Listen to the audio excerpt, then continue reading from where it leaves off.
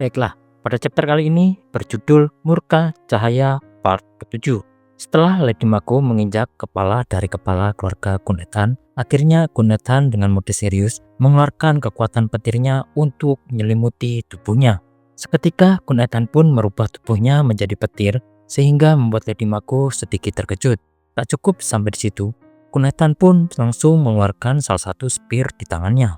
Spear tersebut terbuat dari cincin miliknya dan langsung diarahkan pada Lady Mako. Namun Lady Mako langsung mengeluarkan kekuatan pembalikannya sehingga membuat spear tersebut berbalik arah menyerang Kunetan. Akan tetapi bagi Kunetan, serangan spearnya sendiri itu adalah percuma. Lady Mako pun mulai memahami karena tubuh daripada Kunetan sendiri saat ini adalah juga sebuah petir. Jadi pembalikan spearnya yang diselimuti petir tidak akan berpengaruh apa-apa bagi Kunetan. Lady Mako berpikir sejenak bahwa meskipun mengembalikan serangannya, pada akhirnya Kunetan tetaplah petir. Jadi membalikan serangannya tidak ada gunanya. Seluruh tempat ini dipenuhi oleh petir. Seolah-olah Kunetan dibangkitkan sebagai dewa petir setelah mati sekali. Lalu Lady Mako pun mengeluarkan kekuatannya untuk menyerang Kunetan. Serangan itu dibalas oleh petir milik Kunetan. Kemudian dengan sekejap, Kunetan sudah melesat ke arah Lady Mako dan melakukan pukulan yang diselimuti oleh petir ke arah Lady Mako. Serangan Kunetan itu mengenai Lady Mako. Akan tetapi dengan cepat, Lady Mako mengeluarkan kekuatan cahaya di tangannya untuk menyerang Kunetan. Serangan itu berhasil dihindari dengan cepat oleh Kunetan. Lady Mako pun yang melihat Kunetan sangat takjub dan tak percaya bahwa Kunetan adalah orang yang sama yang baru saja sekarat beberapa waktu yang lalu. Bahkan petir itu di hadapan cahaya ini tidak lebih dari sekedar badai yang berisik yang berlalu. Sambaran petir itu hanya sesaat, tapi cahaya ini abadi. Kemudian tak lama, Lady Mako pun kembali mengeluarkan sebuah permata di peti. Permata yang sekarang berwarna seperti sebuah berlian. Lady Mako pun berpikir, mithril dan adamantium mungkin akan lebih baik. Tetapi bagi Lady Mako, berlian ini sepertinya cukup. Permata ini adalah yang terbaik saat ini. Lady Mako pun mulai menelan permata berlian itu. Setelah permata berlian itu ditelan dan bergabung dengan cahaya milik Urek, Lady Mako jadi bisa menghindari setiap serangan petir milik Kunetan dengan mudah. Tak cukup sampai di situ, Lady Mako pun juga kembali mengeluarkan kekuatan sejati dari permata itu. Lalu Lady Mako memprediksi bahwa Kunetan sudah hampir mencapai batas kemampuannya. Jika mampu bertahan sampai badai petir ini berlalu, ini akan menjadi akhir bagi Kunetan. Tak lama Kunetan pun kembali mengeluarkan spear petirnya. Namun spear kali ini terlihat jauh lebih kuat daripada sebelumnya. Bahkan spear Kunetan ini mengubah dirinya sendiri menjadi spear tersebut. Sepertinya spear ini adalah salah satu yang terkuat yang dimiliki oleh kepala keluarga Kunetan. Lady Mako yang melihat hal itu pun terkejut karena Kunetan merubah dirinya menjadi spear itu sendiri dan juga menduga bahwa ini adalah serangan terakhir dari Kunetan. Lalu Lady Mako pun mengeluarkan sebuah kemampuan bernama penghalang tak terbatas yang tak dapat dihancurkan. Hal itu untuk melindungi dirinya dari serangan spear petir milik kepala keluarga Kunetan. Tak lama Kunetan pun melepaskan spear tersebut ke arah Lady Mako. Lalu Lady Mako pun merasa serangan Kunetan itu akan percuma. Selama cahaya milik Urek Mashino menyentuh permata berlian itu, penghalang pertahanan ini tidak akan pernah bisa ditembus. Saat itu rusak, itu akan terus bergenerasi.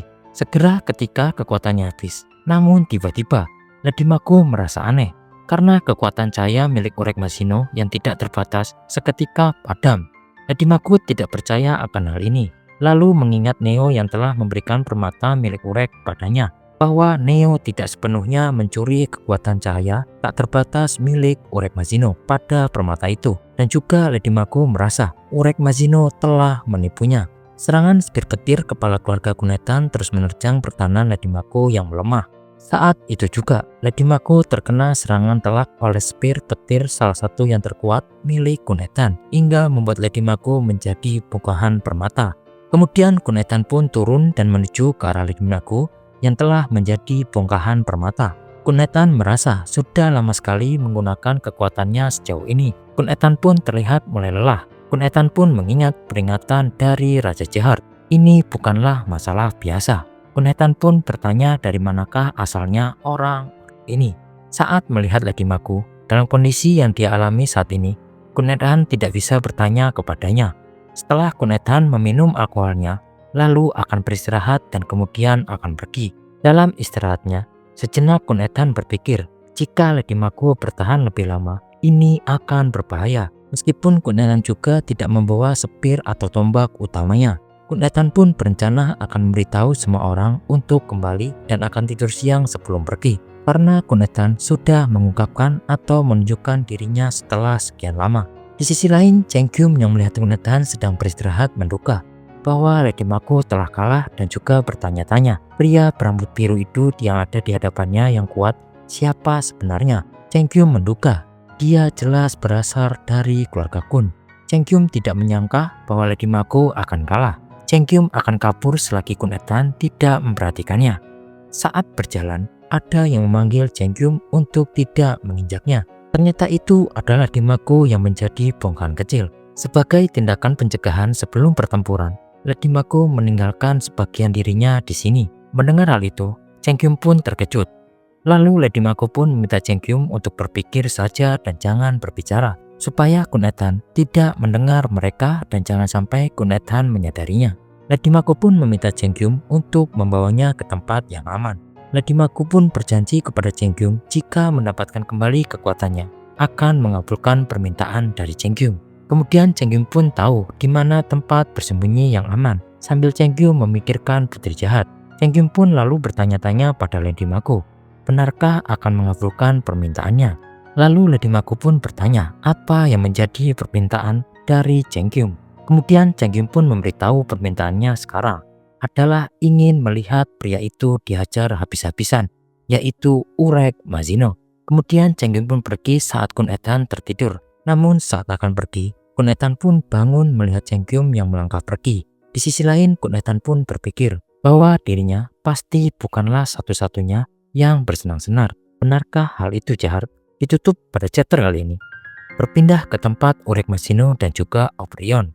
Urek nampak kesal dengan provokasi Aurion yang mengatakan bahwa dirinya sekarang tampak lemah dan jangan membuatnya tertawa akan hal itu. Urek pun mengklaim bisa menghabisi Aurion dengan satu pukulan. Lalu Aurion pun terus memprovokasi Urek. Mengapa Urek tidak melakukannya dengan cara itu di masa lalu?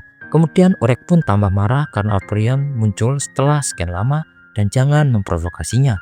Kemudian Aurion pun memberitahu Urek bahwa Ureklah yang memenuhi keinginan Leo dan juga Neo. Namun Urek pun menjelaskan bahwa Lady Mako tidak dalam kondisi yang tepat untuk melakukan itu pada saat itu. Kemudian Aurion pun kembali menjelaskan bahwa pernyataan Urek setengah benar. Pada hari itu di kastil ini, aku mengabulkan permintaan Leo.